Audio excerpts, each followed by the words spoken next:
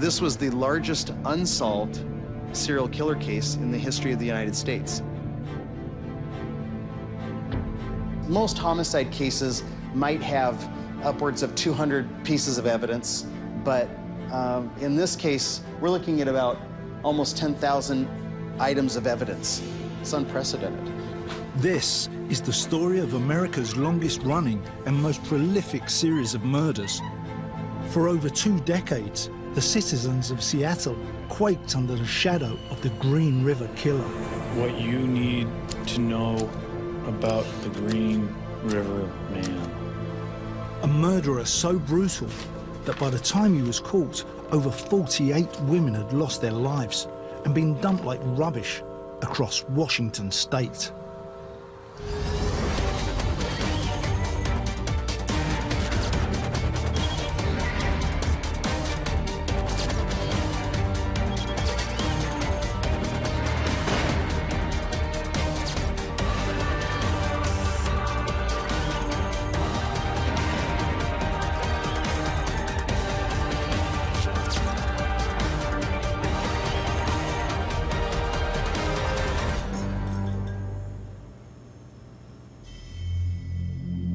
The Green River Killer is notorious for murdering at least 49 prostitutes and underage runaways in Washington state's King County. The victims were picked up from Route 99 before being raped, killed and dumped along the course of the Green River. The killing spree began in 1982, but it would take detectives 19 long years to finally capture America's worst ever serial killer. The thriving city of Seattle, home to Microsoft and the coffee capital of the world. But 25 years ago, it was also the setting for a series of deadly murders. There was a dark cloud over this community for a long, long time. August the 15th, 1982. A day young detective Dave Reichert of King County Police would never forget.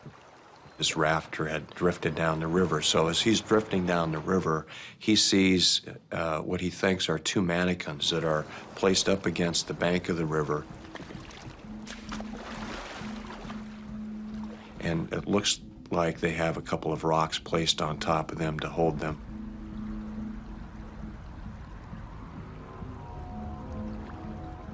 As the rafter gets closer, he sees that these are not mannequins. They're human. Of course, they've been there a while and they're dead.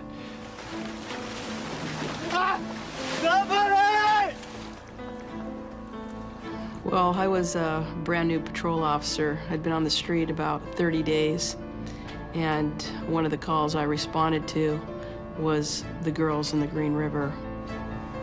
Officer Sue Peters saw police forensics pull the bodies of Marcia Chapman, Cynthia Hines, and Opal Mills from the riverside.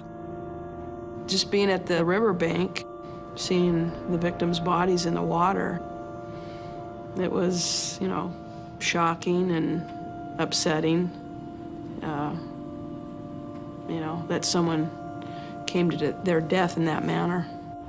The killer had both strangled and had sex with all 3 victims. The police made a connection. A month before, 2 other women, Wendy Cofield and Deborah Bonner, had been strangled and dumped on the banks of the Green River. King County Police had a serial killer on their hands, and the list of young women going missing was growing by the day. Detective Reichert needed to move quickly. Very soon he found a common link between all 5 murdered women. What we've discovered is that for whatever reason, these young girls were leaving home, forced from home, out onto the street. And they became involved in the world of prostitution.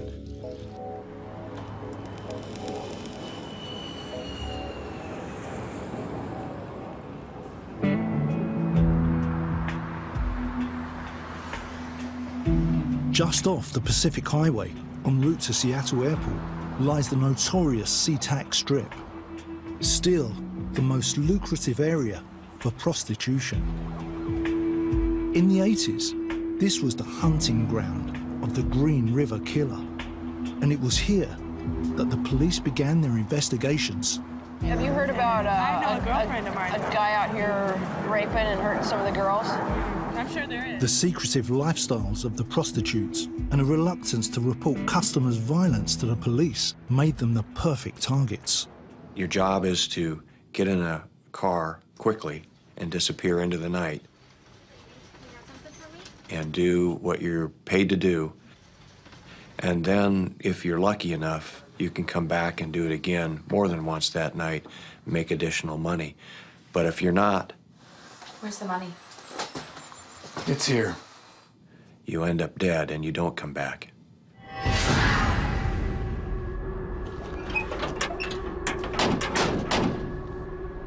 Some of the girls that disappeared from the highway, it was hard to actually figure out what day they disappeared or what time.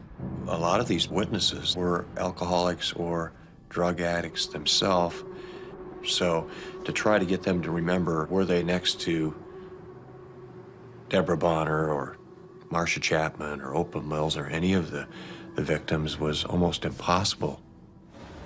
The first 5 victims had been dumped in or around the Green River, but the intense publicity forced the killer to change his pattern. When the 6th victim was found in August '82, it was on waste ground near the airport. Even though this site is some 5.5 miles away from the Green River, police do believe that this latest victim is related to the Green River case. Giselle Lavaugne's strangled body was discovered close to the SeaTac Strip. She was found in wasteland under the flight path of Seattle Airport. And just like the others, no one had heard her scream. No one had seen her murdered. A few months later, Linda Rawls's scattered bones turned up on a Seattle building site. The majority of the remains were discovered by accident. A caretaker at a baseball park, children playing, a couple bikers were out with their dirt bikes. Forensic anthropologist Bill Hagland was given the challenge of identifying the bodies at the new dump sites. That challenge is exaggerated when bodies are dumped at convenient pull-off places, where young people like to drink and throw their excess beer cans, where people take their garbage and dump it, or they're cleaning out the garage and just dump it alongside the road. You find bodies dumped in this context, in this environment, of a lot of extraneous material. What's evidence and what's not? There appears to be some garbage in the immediate area, possibly on top of the body. It's so difficult to tell. It became a real challenge for the crime lab because at one point then they end up with 10,000 pieces of evidence from this case. And just storing that and preserving it and actively packaging it and being able to follow it and track it and know where it is becomes quite a feat. Time spent sifting through rubbish hindered the investigation. With 7 girls murdered and more going missing on a daily basis, pressure was mounting on King County Police.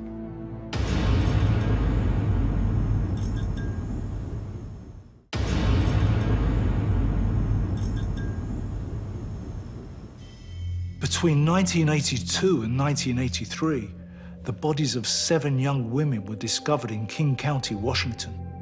The victims had all worked as prostitutes on the notorious SeaTac Strip, but this was now the hunting ground of a serial killer, and his reign of terror had barely begun. This is the corner of 3rd and Cherry in downtown Seattle. On September 12, 1983, 20-year-old Tracy Winston was standing just about where I am right now. That was the last time she was seen. Like many girls working the Strip, Tracy Winston had been a difficult, wayward teenager who left home young and was lured into casual prostitution. Tracy was walking back from King County Jail, where she'd been arrested for soliciting, when she disappeared. Just before leaving, she phoned her parents, promising them she would change her life. It was the last time her mother, Myrtie, would hear from her. I didn't know where to turn my grief. I was terrified all the time, terrified of finding that Tracy was gone from us forever, and yet terrified of living with the fact that she was just missing and would never be found. As the months went by, it was feared that Tracy could be yet another victim of the Green River killer. You like a refill?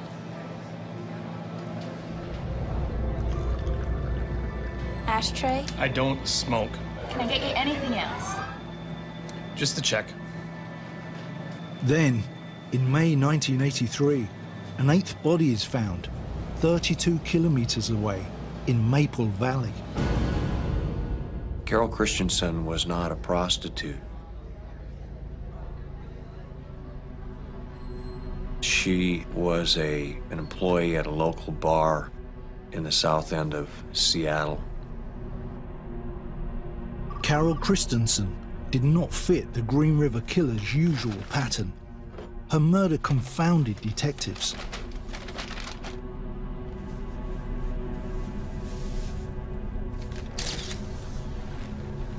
There were 2 trout on top of her body. There was a brown paper sack over her head. She had a bottle of wine, and on the back of one of her hands was a small piece of sausage. None of the previous victims had been left in this bizarre way. But the police were suspicious that this was an intentional ruse by the killer to confuse them. They were convinced that Carol was another victim of the Green River killer, and for very good reasons. It was obvious that she had been undressed and redressed again. The killer had been having sex with some of the victims after they were dead, and Carol Christensen had been subjected to this. But there was something else, something the police had been careful to conceal. What you need to know about the Green River Man. He left a stone in the victim's vagina, and this was confirmed in a letter sent by the murderer to Seattle's biggest newspaper. All serial killers have a signature, something unique, which identifies their crimes, and the stone in the vagina was the Green River killer's very distinctive mark. Leaving the fish and the sausages on Carol Christensen was a one-off, not something he did to any other victim. But by leaving the stone in her vagina, he confirmed to the police that this was one of his crimes. By the end of 1983, 7 more women had been discovered. These, plus the 8 already found, raised the body count to 15.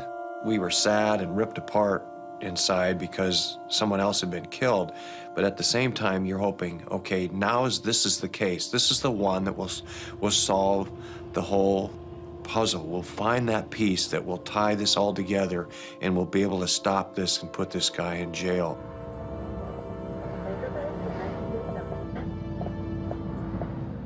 So far, these searchers haven't found anything. They'll keep looking, however, for that one elusive piece of evidence that could be the key to solving the case. We were way behind, and by the middle of 1983, I just said, I gotta have help. I need some more detectives. In 1984, the task force was expanded to a pool of 40 detectives. Matt Haney was among the new recruits. There was this community room that they had transferred into the bullpen. That's what they called it. And it was lined with desks all around the outside edge, and then these double rows of desks down the center, all back to back, and this constant hum of people talking on the phone. You'd be working along, and all of a sudden, one of the sergeants would stand up and say, hey, we just had remains discovered someplace out in the county, and just start pointing, you, and you, and you, and you. You're all going. And everybody go out in the cars, and off we go. I'm sorry, this area here is closed. Thank you. That became normal. As everyone came together, those detectives that came in and had no clue about what was going on, it was all brand new, came in with the attitude, which was good. That something was wrong, and we're going to solve this case in 6 months. Over the next 6 months, almost 2 victims a week were being found, sending the new task force into a spin. There were now 26 women dead. Everyone was looking for the Green River killer.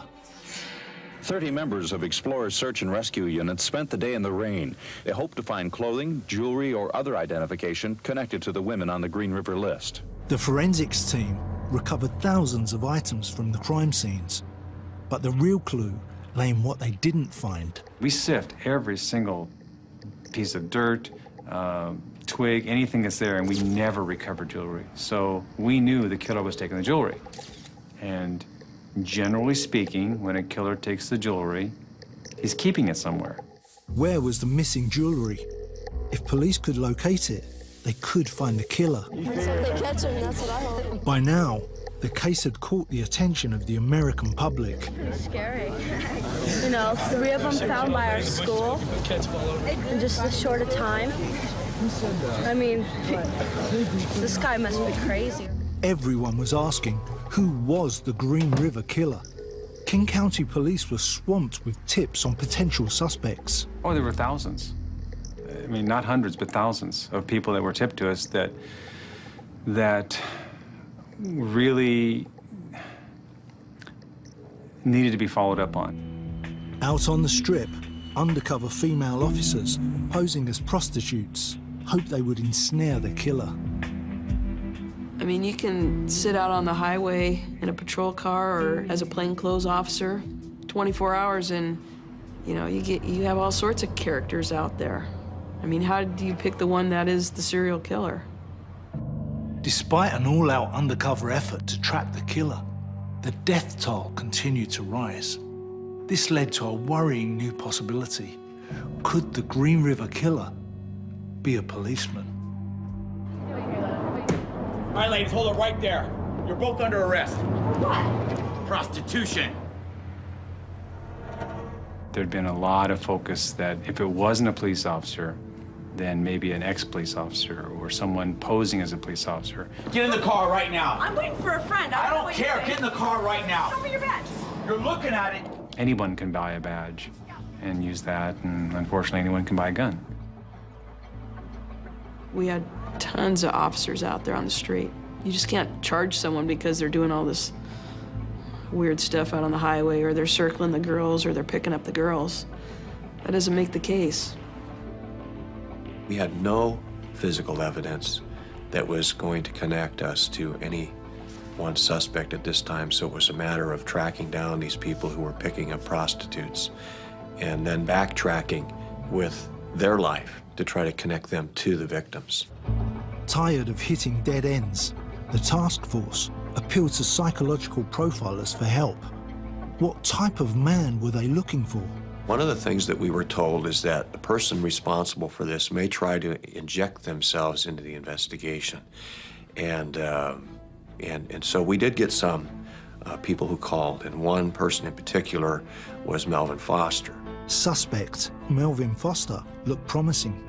Not only did he know many of the victims personally, but he also worked as a taxi driver on the SeaTac Strip. His job gave him easy access to the girls. He actually became a prime person of interest for us. Foster called police and offered his help in their investigation because he knew some of the victims. We had a number of conversations with him and searched his house, searched his car. For nearly a month now, undercover officers have been stationed in this area, keeping a 24-hour watch on Melvin Foster. We found photographs in his car of young women, young girls, 15, 16-year-old girls, partially dressed. Did you kill all those women or what? No, but I wish I did. I wish I did know who did. People said we had tunnel vision when it came to Melvin Foster, but you have to be focused and you have to have a determination to investigate fully someone you think might be responsible for a crime like murder. Police won't say whether Foster is being charged or even if he's being arrested. This summer, Foster said he wasn't worried about either. Scared, no. Fright is for the guilty. But Foster was innocent. Police repeatedly failed to connect him with the murders. King County had wasted valuable time. It was a public embarrassment that would hamper the investigation for years to come. If I need to take a detour, I'm going to take the detour. and I'm going to follow that up unless something comes along that tells me that I have to go another direction. 4 years would pass before police would find a new direction for their investigation.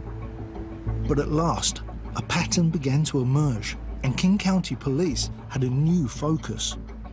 Eyewitness accounts kept pointing to the same thing.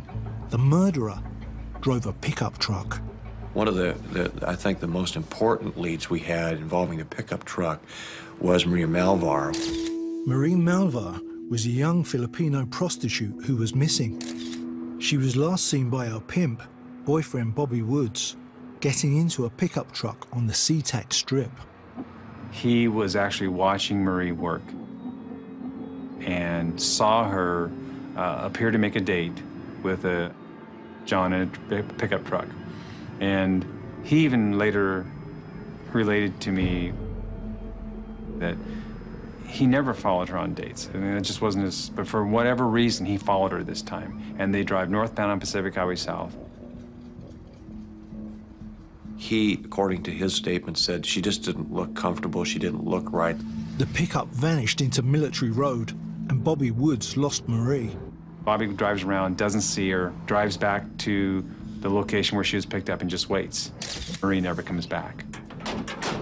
Bobby Woods made a full statement to the police, but thousands of pieces of information were coming into the Green River Killer Task Force. And the significance of this information was overlooked at the time.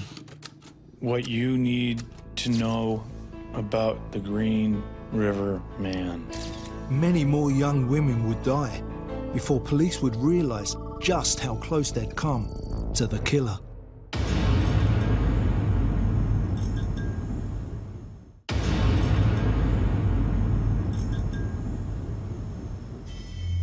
By 1987, the number of victims of the Green River Killer had risen to a staggering 36. Despite a 5-year investigation, police were no nearer to finding the murderer. But events were about to take a dramatic turn. Eyewitness accounts pointed to a new suspect, a man who drove a pickup truck. Once we knew that a pickup truck was most likely the suspect vehicle in the case, we collected a list of every pickup truck that was owned at that time. Detective Haney trawled through old police reports. He looks into every single investigation which involved pickup trucks in a bid to search for clues. His work paid off when he came across a case which stopped him in his tracks. A report written 4 years before detailed the possible abduction of a prostitute by a man in a pickup truck. Haney tracked down eyewitness Bobby Woods, the pimp boyfriend of missing prostitute Marie Malvar. Bobby told Haney how he remembered looking for the pickup that took Marie away. Just off the SeaTac Strip at Military Road, he thought he had found it. Well, it didn't take, literally, it was just minutes, and he sees the pickup. Worried about Marie, Bobby Woods had called the police. 472 County arriving. So they go up and knock on the door. How you doing, sir? Got a couple questions for you. Step outside, please. Do you know who Maria Malvar is? Is she here? Have you seen her? Person, is that your truck in the driveway, sir? Yes. There was no probable cause to even suspect that this was the right house, the right truck, the right guy. That's here. I just bought my house. Just bought this house? Okay. What was your name, sir? Gary Ridgway. Gary Ridgway. Gary Ridgway had been caught by police in 1982, propositioning prostitutes when the murders began. He was under suspicion, but had been crossed off the list after passing a lie detector test. My girlfriend is in that house. Okay, your girlfriend's not in this house. Yes. And they knew Bobby Woods. They knew his reputation. They knew that he was a pimp, and they just kind of quit there.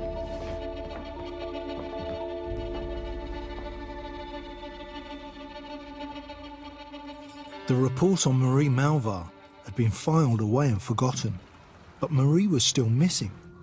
Haney decided to look at the case again. How about if I throw in the teddy bear for 15? Who was Gary Ridgway?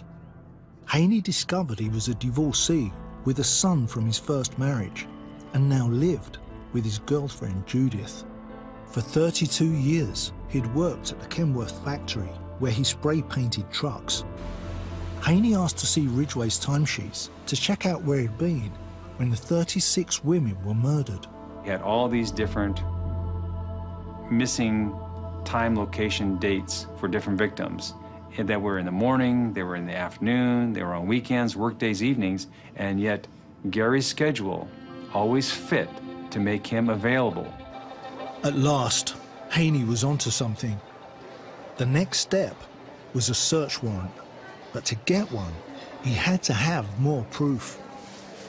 There was one person that knew Ridgway intimately, his ex-wife, Marcia.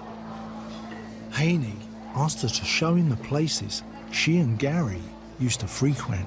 She took us all the way out I-90, took us right to one of the locations exactly where one of the victims was recovered. She took us to these different garbage dump sites that were really close to where different victims had been found. Took us up to the airport, but definitely took us down to the Green River. But there was more. Marcia confided in Haney that these were the places Ridgway liked to have sex. He liked outdoor sex, and one time he really scared her.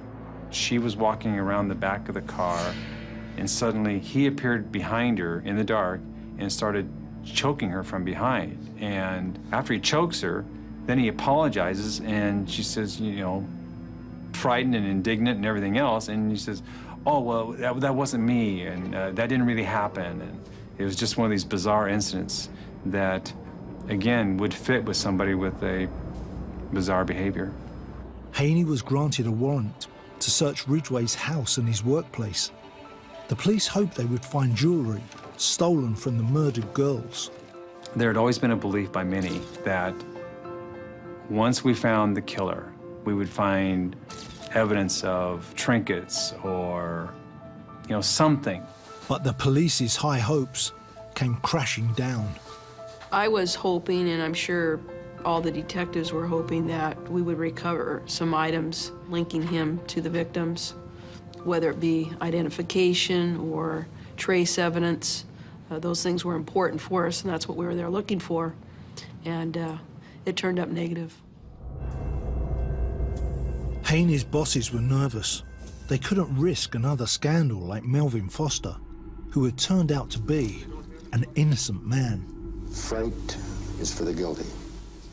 I was getting direction from those above me to now, let's not be rude to this person. Let's not be too much of a imposition to him. Let's get his property back to him as soon as possible. And I'm on the other side going, we should never give back the property. You know, we need to keep it until we know absolutely positively sure that we have to give it back because we've exhausted every possible evidentiary process. Time had run out for Haney, but not before he'd taken a crucial saliva sample from Ridgway. You know, we collected hundreds of items, so they still need to be processed. We don't know what's going to be found or not found. It was no time to quit. The warrant failed to produce any clinching evidence against Ridgway, and the case lost momentum. Tips were still coming in, but body finds were less and less frequent. Many believed the murderer had stopped or was dead. The Green River Task Force was scaled down to almost nothing. I just had spent the last 8 years of my life obsessed with catching this guy and traveled all over the country, chasing down every lead I could chase down, staying up late at night and not being able to sleep.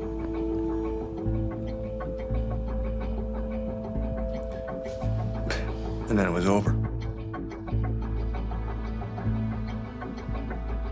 The Green River Killer became a thing of the past. Evidence from the murders of more than 30 women was filed away, sealed up in boxes inside a police warehouse. A decade would pass before they would be reopened. In 1999, advances in DNA technology blew the cold case wide open.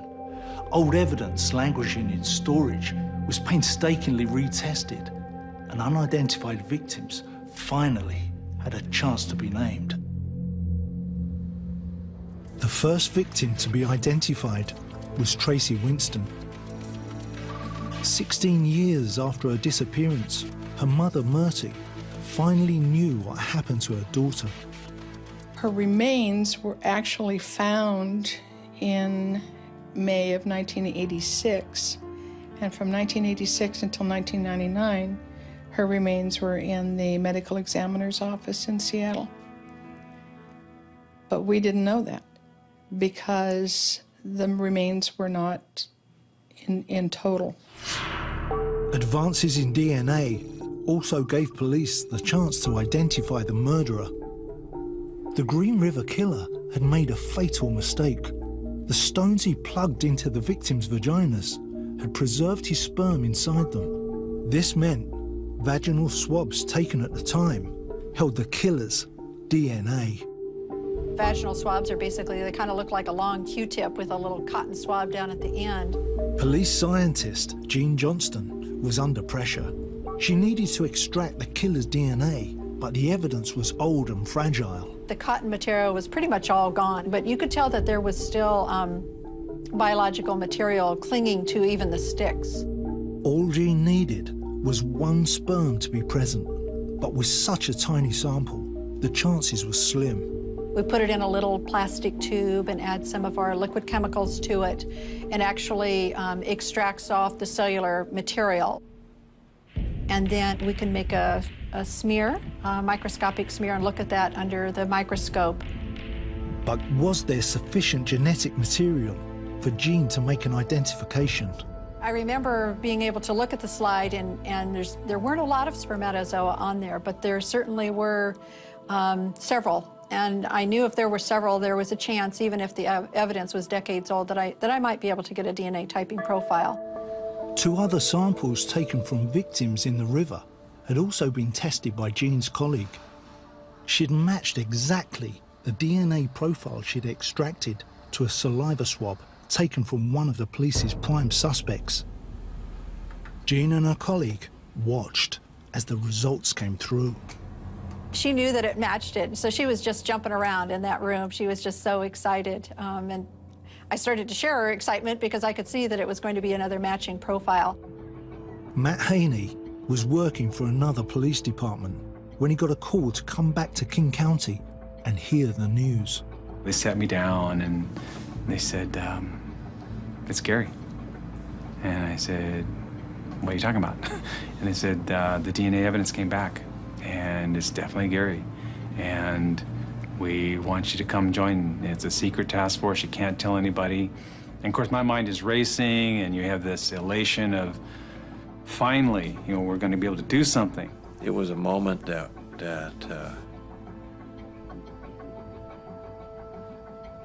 hard to describe. We wanted to celebrate. We hugged, but we had so much work to do. They said no one else was being arrested. On the side of Kenworth trucks, a man... On November the 30th, 2001, King County Police waited to arrest Gary Ridgway as he left work. The doors pop open, and the detectives jump out and say, Gary Ridgway? He says, yes. They tell him, you're under arrest for the murder of 4 women connected to the Green River case. And he doesn't say anything except, okay. And he gets into the van, they handcuff him, pat him down, he gets into the van, and they drive off, and the next thing I hear is, over the radio, is, one in custody. Over. But Gary Ridgway claimed he was innocent, and Ridgway's lawyers were building up a strong defense case. Mark Prothero was part of the defense team. The fact that his DNA was found in a prostitute that he'd had sex with was not proof that he killed that prostitute.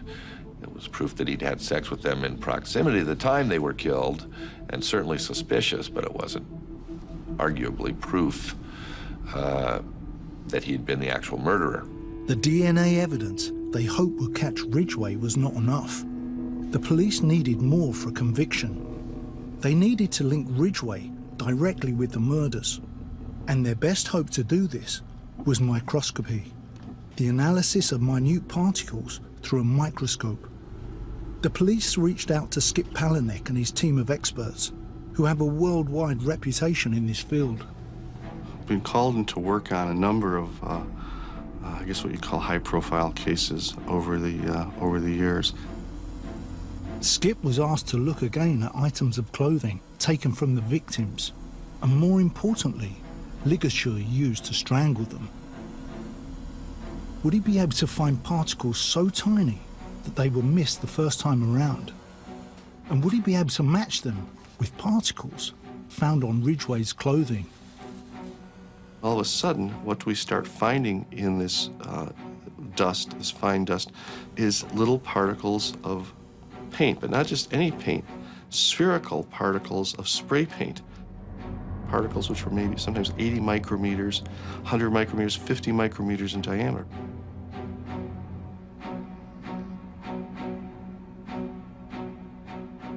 Why do all these women have in this fine dust from their clothing microscopic spheres of spray paint? They weren't members of the Greater Seattle Area's Women's Graffiti and Spray Paint Club. They had no good reason for having spray paint on their clothing, particularly multiple colors. When we go further and we then analyze this paint to determine its chemical composition, what do we find? But that it's a type of paint that has recently been introduced by the DuPont company called Imron. Skip traced the particles of Imron paint to its manufacturer, DuPont, who listed the companies they supplied. The biggest customer was Kenworth, the plant where for 30 years Gary Ridgway had spray-painted trucks. You like a refill? The links to Ridgway were indisputable. Time for Prothero and the defense team to change tack. So that then began our discussion of exploring Plan B, which is, if you did this, tell us everything you can in the hopes of seeing if the prosecutor will drop the death penalty. With the cards now stacked against Ridgway, would he admit his guilt to escape execution?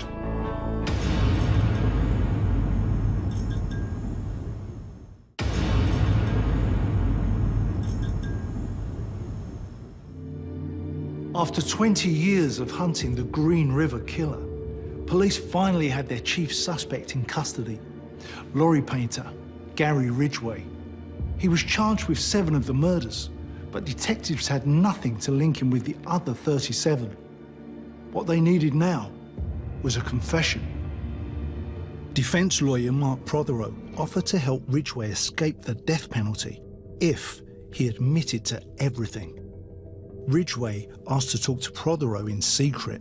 I remember it vividly on April 11th of 2003 when he told us in his conversation, "I killed them all." He would have sex in the rear entry position, and when he climaxed, he would think of something to get the young woman to lift her head up, at which point he would wrap his arm around their neck and choke them to death. He described it being a very traumatic, guilt-ridden experience at first, and with an expectation that he'd be caught. However, as he was not caught, he began to enjoy what he was doing. After Ridgway's secret confession, his lawyers approached the state prosecutor, looking for a plea bargain. In exchange for information on nearly 50 murders, would they spare Ridgway from the death penalty? There wasn't ever any doubt in my mind, ever, that what I wanted to see happen was all the cases that we could get solved should be solved so that the victims' families could know what happened to their daughters. In exchange for his life, Ridgway underwent 6 months of interrogation, broken up only by field trips to the murder sites, looking for bodies. Keep on going straight, then you're going to be taking the left up here. He wanted out of his small room, and he enjoyed the field trips, and You know, we wanted information from him. Yeah, this is where it is, I think. Gary would just point to an area, and then we would leave and go back, and the people they referred to as the diggers and whackers would go out and get all the brush and sift through the dirt looking for remains. Among the 4 new victims recovered was Marie Malvar, who fought hard for her life, but lost. Ridgway had dumped Marie on a steep ravine, miles from the others, to punish her for the deep scratches she'd left in his arm. He didn't look like a killer. Some of these victims he dated multiple times before he killed them. And what had Ridgway done with the jewellery that Haney tried so hard to find? He actually would leave it sitting around his workplace and then watch different fellow workers, ladies, pick it up and then actually wear it. And then he would have his little secret that would remind him of one of the victims that he'd killed. Ridgway also admitted that Carol Christensen, the young waitress that he murdered, was a deliberate attempt to throw police off his trail when they came to his door looking for Marie Malvar. On November the 5th, 2003, Ridgway went to court to plead guilty to the murder of 48 women. And Mr. Ridgway, is it your desire to plead guilty to the 48 charges of aggravated murder in the first degree because you believe that you are guilty of each of those offenses? Yes. I thought for a moment, this can't be the guy. I will now sign the statement of defendant upon plea of guilty. Mr. Ridgway, you may be seated. You know, look at him. He's, you know, small in stature and, you know, drove a truck with his son's toys in it. But then for a moment, I wanted to kill him. I'm not proud of myself for that, but I wanted to kill him. I thought, how could you take something so dear away from us? How could you do that? I heard the judge say, "You're sentenced to life in prison." And he went down each victim's name and sentenced Gary Ridgway 48 times to life in prison. And then they took him away. Young prostitutes still take their chances on the SeaTac Strip, but there's a difference. Officers Sue Peters and Christina Bartlett are part of a highway patrol team that keep a close eye on the working girls.